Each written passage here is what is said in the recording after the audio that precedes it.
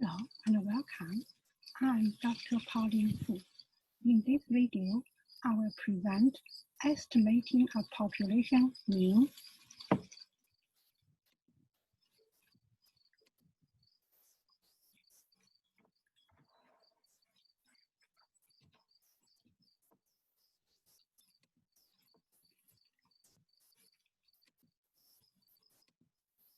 Learning objective includes obtain a point estimate for the population mean, state properties of student t distribution, determine t values, construct and interpret confidence interval estimate for a population mean, determine sample size needed to estimate the population mean within a specified margin of error. So let's do the point estimate first. Okay. Look at this example. Pennies minted after 1982 are made from 97.5% zinc and 2.5% copper. The following data represent the weights of 17 randomly selected pennies minted after 1982. So those are the 17 randomly selected data. Okay. Treat the data as a simple random sample. Estimate the population mean weight of pennies minted after 1982. The best point estimate for population mean is to use sample mean X bar. And how do you calculate sample mean? You add all these 17 numbers together, divided by 17. That is the sample mean. Okay, so add all those values together. 0.47 until last one, 2.45.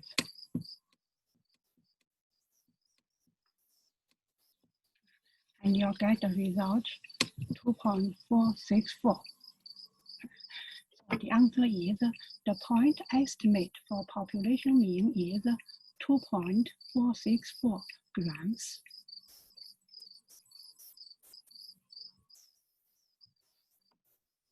Now we'll introduce a new concept, student t distribution. We already know the bell-shaped normal curve, bell-shaped normal distribution. If a random simple number of size n taken from a population, and if the population is normally distributed, so we calculate sample mean x bar minus population mean mu divided by sample standard deviation over square root of n. We call this distribution is the student t distribution, and this distribution have n-1 degree of freedom. Okay, so student t distribution, it is just based on a formula. Now let's look at the example, comparing the standard normal distribution to the t distribution using simulation. So the question asks you to obtain 1,000 simple random samples. It is impossible to get by hand, okay? But we can use technology such as Excel. So anyway, obtain 1,000 simple random samples of size 5 from a normal population with mean and standard deviation. After you get this 1,000 simple random sample, calculate sample mean and sample standard deviation. Okay. So I'm going to use Excel to simulate 1,000 simple random samples, which each sample has 5 data.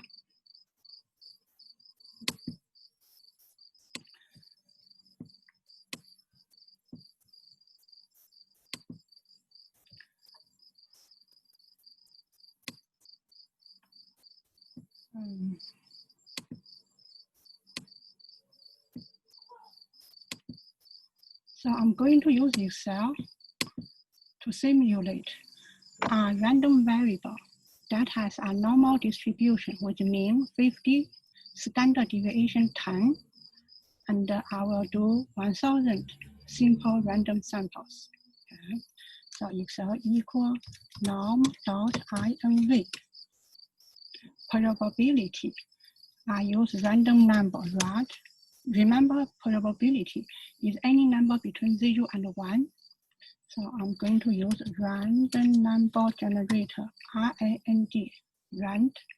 Okay, so mean is 50, standard deviation is 10. So that is a random number which has normal distribution with mean 50, standard deviation 1. So this is the number I get. Okay. Maybe I'll fix decimal later. Okay, this is the number. So you need sample size 5.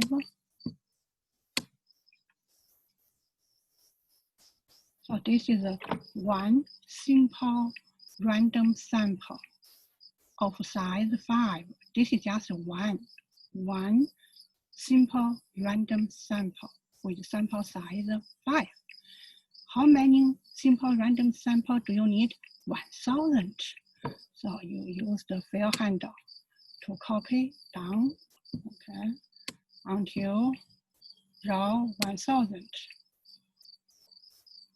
Keep on going.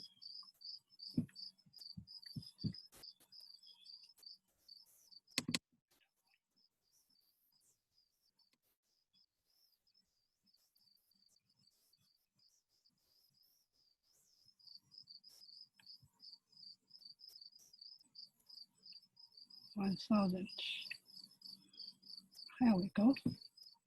Okay, so I produced 1000 simple random sample of size 5. No, this is size 4. I need size 5. So what I will do, 1, 2, 3, 4. Yeah, it is 5. Okay, so there are sample size of 5, and I produced 1000, as you can see. And all these numbers are normally distributed with mean 50 and standard deviation 10.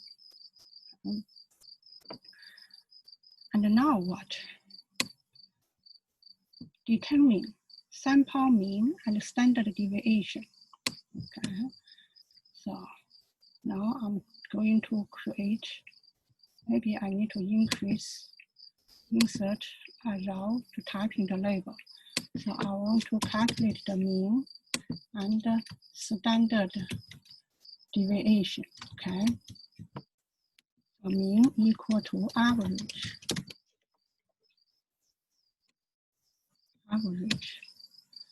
Standard deviation equal to STDEV dot S means sample. And then I need to do this for all 1000 numbers. Okay, I will just double click this fill handle. So I did this for all 1000 numbers. Okay. So I compute sample mean, sample standard deviation. Next, compute Z value, X bar minus mu over sigma divided by square root of n, and T value, X bar minus mu over standard deviation over square root of n. Okay. So this is what I'm going to do to calculate.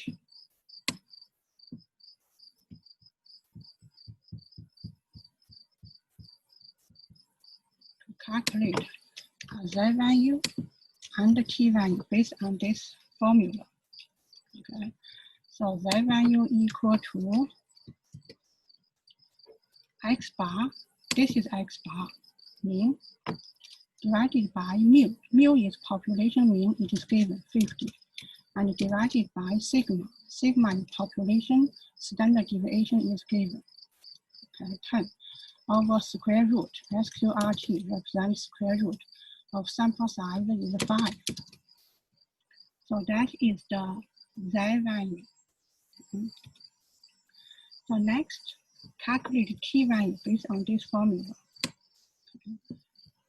Try to make sure you have the complete question.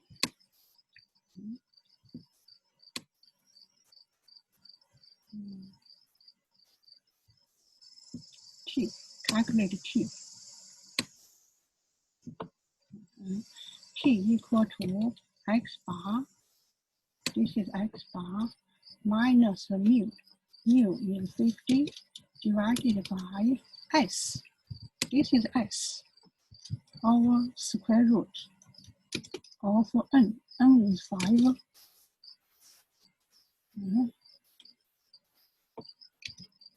Oops. So that is T, double check. This one divided by 5, correct. Okay. And you do this for all 1000 simple random samples. So just double click the bell handle. You get 1000 numbers. So next, last one, you draw a histogram for both Z and T. So draw histogram for Z. Okay. So Z from X2 until X 1001. That is the data range. So I'm going to go to the data analysis. Histogram, okay. Select data range. Data range is from X $X$2 to $X $1001. Maybe 1000, that's fine. Okay. So the output range, I will put in Z2. This is the output range. Okay.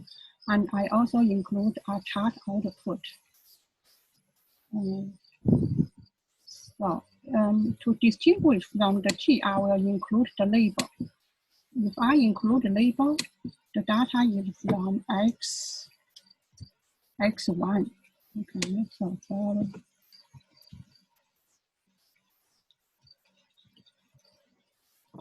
from X1 to X1000, I include the label. So click OK button. See, this is the histogram for T, no, for Z, for this value here. So by the same token, produce histogram for T. You go to, for T is here. Go to data. Oops. Go to data analysis, not here. Data analysis, histogram, okay. And select the range for T. T is in Y column. So I will just change X to Y. Change X to Y. And output, I will put in Z2. Okay. Click OK button. Histogram will overwrite. Click OK to overwrite the data range. Okay. So the output, I will maybe in a new worksheet. Okay. So new worksheet represents the histogram for T. Okay, so this is the histogram for T. Histogram for T. Okay. So we completed all the questions in this example. Okay. So what is our conclusion? Okay. The histogram for Z is symmetric bell-shaped with the center of the distribution at 0. Okay? And the virtually it is between -3 to +3 standard deviation. In other words, there is a bell-shaped symmetry, that is the normal distribution. And when you look at the histogram for T, it is also bell-shaped symmetry, but it has a longer tails if you put those two graphs side by side. Because it has a longer tail, so it is unlikely that it follows standard normal distribution. The additional spread in the distribution of T can be attributed to the fact that we use S to find the T instead of sigma. See? We use S to find the T instead of sigma. That is the reason we have a longer tail. Because the sample standard deviation is a random variable, we have more dispersion in distribution of T than in distribution of Z.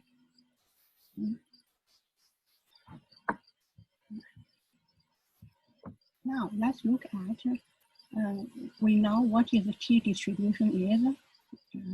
So this distribution is the T distribution, this formula here. This is T distribution. What is the properties of this distribution? T distribution has a different degree of freedom based on different sample size. It is always sample size minus 1, that is the degree of freedom. And T distribution is centered at 0 and symmetric about 0. The area under the T distribution equal to 1, and the area to the left of the area equal the area to the right of the area, which is half of the area, means 1/2 or 0.5. As T increases or decreases without bound, the graph approaches but never equal to 0. Remember, T is also a bell-shaped symmetry similarly. So when you increase T, increase, it will approach to 0, but will never touch this axis. When you decrease T, decrease, it will approach us, but will never touch this 0 here.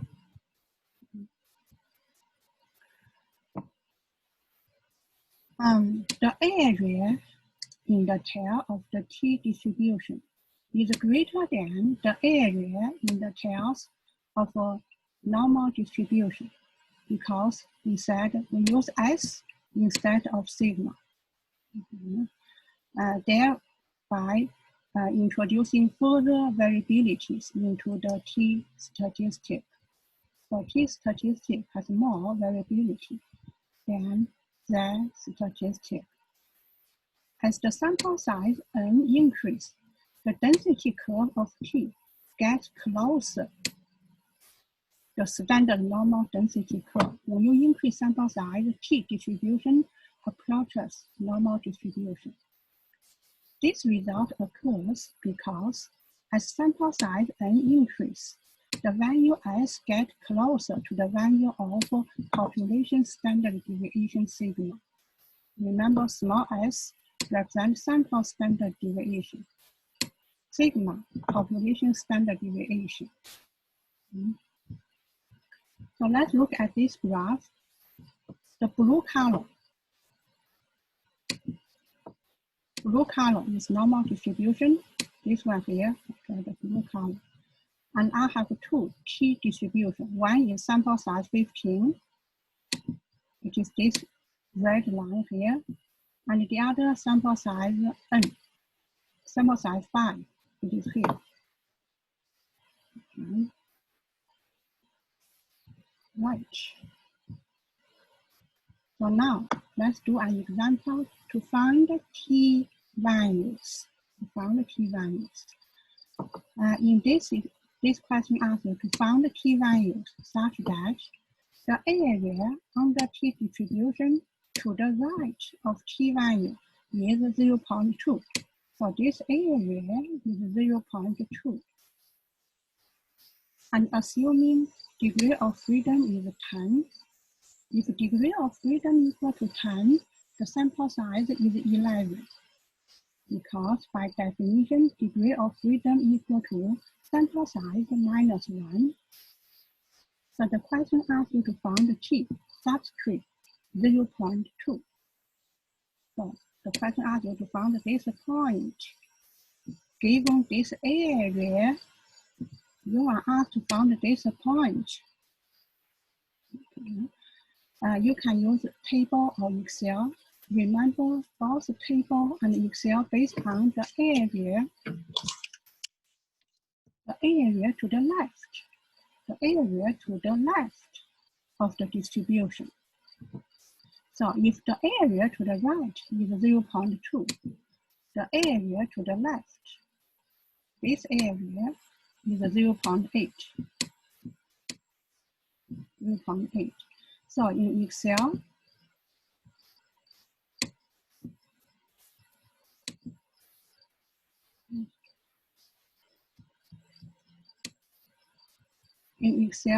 you type in the formula equal t dot inv means you calculate the t value. Okay. Probability is the area to the left, 0.8. Degree of freedom is 10, and you'll get this number. Okay. So I already copied this formula here in Excel. So far, we introduced what is a t-distribution and how do we find the t-value. Next, we'll construct confidence interval estimate for population mean. Okay, the situation is like this. If you take a random sample, say, an English class, the final grade is 65. Based on this sample average 65, you are asked to estimate the whole university class average. So that is the confidence is between which number. So for example, the average for an English class is 65. You may conclude, okay, the average mark for whole university may be between 60 to 70. Or you can say, based on the average is 65, the confidence interval estimate for population mean may be between 50 to 75. So you need to produce two numbers. Okay. So again, we need the sample data comes from a simple random sample or randomized experiment. Sample size is small relatively to population size.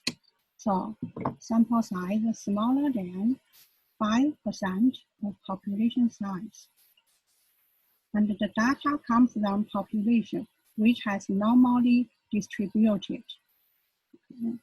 If you have a very large data set, we assume the data is coming from normally distributed data.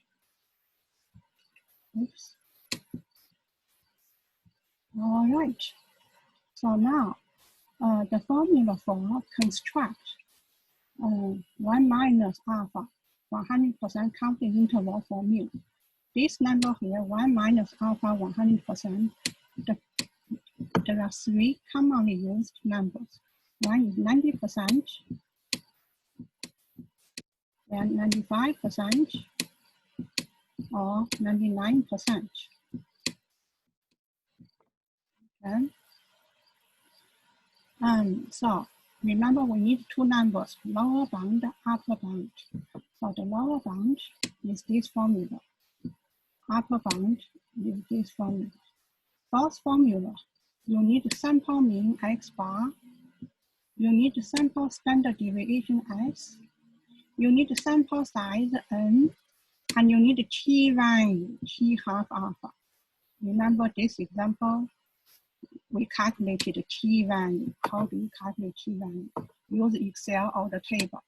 Okay, t.inv. We calculate t value.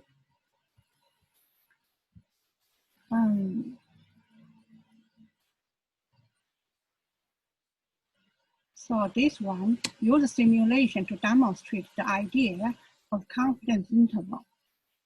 This simulation asks you to use Excel to simulate 30 simple random samples of sample size n from a population that has mu is 50, standard deviation is 10, and then construct 95% confidence interval for each sample.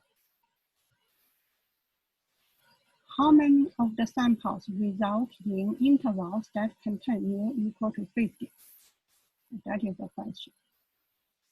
So we are asked to construct 95% confidence interval, okay, and sample size n is given, 8. Remember, we need to use this formula. In this formula, we need to use t half alpha. Okay. So when you have 95 degree, so 95% confidence level, alpha equal to 1 minus confidence level. So 1 minus 95%, 5%. When alpha is 5%, half alpha is 2.5%. 2.5%. Okay. And now we need to calculate this t half alpha here. T half alpha. T half alpha. So this area, this little right area represents half alpha. This area represents half alpha. If this is half alpha, and this is 2.5%, so what is this area here? The area to the left. Why we care about the area to the left? Because both the table and Excel demand us to use area to the left of our value. Okay. So this area must be 97.5%. Remember, the whole area under the distribution curve is 1. So this is 97.5%. Okay. So now let's figure out what is this t-value. Use Excel. Equal t.inv. Probability 97.5% or 0.975. Degree of freedom. Sample size is 8. Degree of freedom is 7. And we get this number, 2.3646.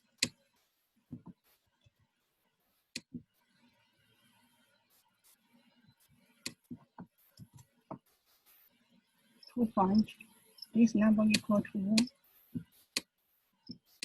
2.3464.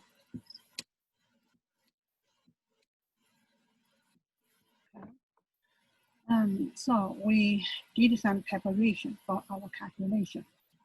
Okay, now let's create this 30 simple random sample first with sample size n. I'm going to use Excel.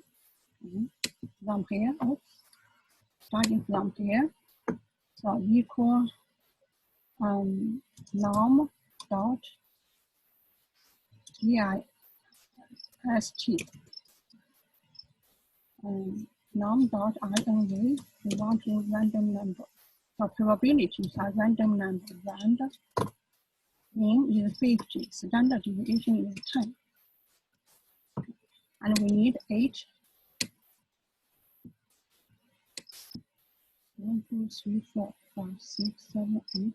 One more. So this is 8 random number as a mean 50, standard deviation 10, normally distributed. So how many such samples you need? 30. So just drag down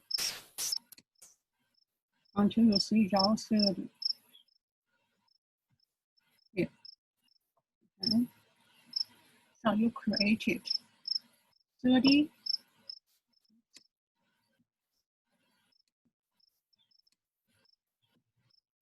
Try to adjust two windows on one screen. You created 30 simple random samples. Okay. Once you create this, you construct 95% interval. So based on formula. So you need a lower bound, upper bound. So suppose this is the lower bound. The lower bound use X, you need to calculate X bar and S for each sample first. Okay. So I'm going to, okay. Maybe this is my X bar. Okay. So average of this H number. And then do the standard deviation of those H numbers. S. Standard deviation. Okay. And do repeat yourself for all 30 simple random samples.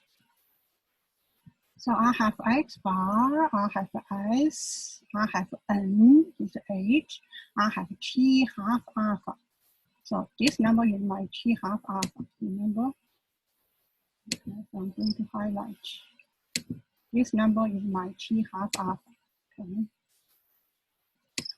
Yes. So I have every number I need to do what? To calculate lower bound, upper bound. Okay. I'm going to move over here. So I'll put a lower bound here. So lower bound equal to X bar. This is X bar minus T. This is T half alpha. Because I'll try to copy formula. So this T, I need absolute cell reference. So $AC, $3, absolute cell reference for T half alpha. T half alpha multiply S, this number is S, and divide the square root of sample size N. N is H, which is given. Okay, so that is the lower bound. Similarly, you do the upper bound. Upper bound equal to X bar. So this is X bar plus T half alpha. Again, translate this T half alpha into absolute cell reference. T half alpha times S times standard deviation and divided by square root of N, sample size. Okay. And so you produce constant interval estimate for the first sample. Repeat yourself. You get all 30 intervals. 30 intervals. And check how many intervals has 50, include 50. Okay. So we have to count. So they all include 50. Let me double check. Yes, 50. One by one. Looks like all intervals include 50. Maybe this one has a little problem. This one looks like not, is 49. It's also considered include 50. This one definitely is not. This one is not include 50, this interval, okay? So this one include 50. What have other does not include 50? Yes, just one. Wow, just one, okay, does not include 50. A pretty accurate result. So that is the simulation, okay, to demonstrate the idea of confidence interval.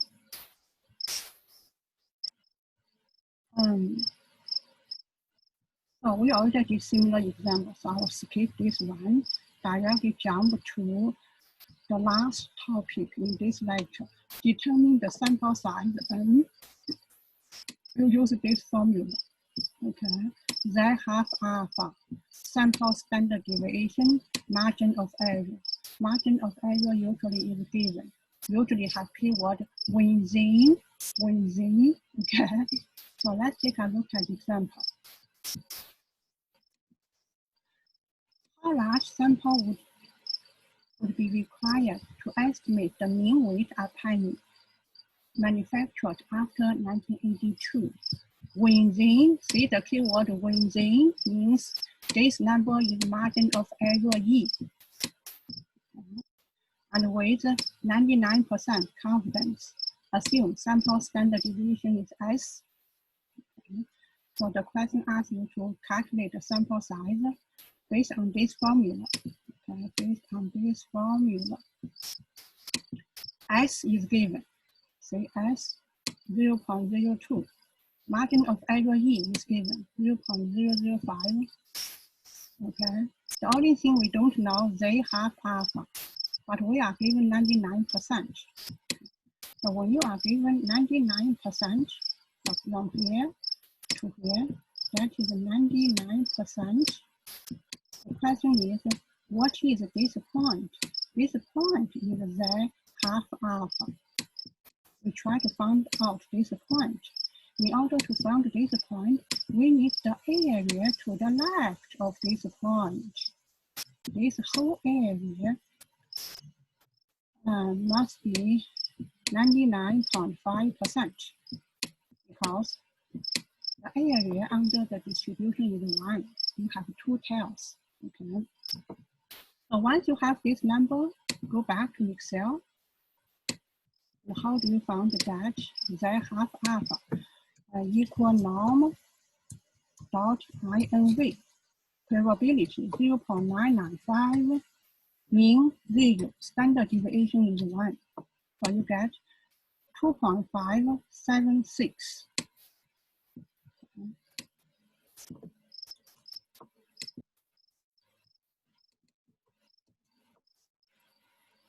So equal 2.576. And this number is this point. This is Z half alpha. So you see, you know all the 3 numbers in the formula, so you can calculate the N. And this is a complete solution.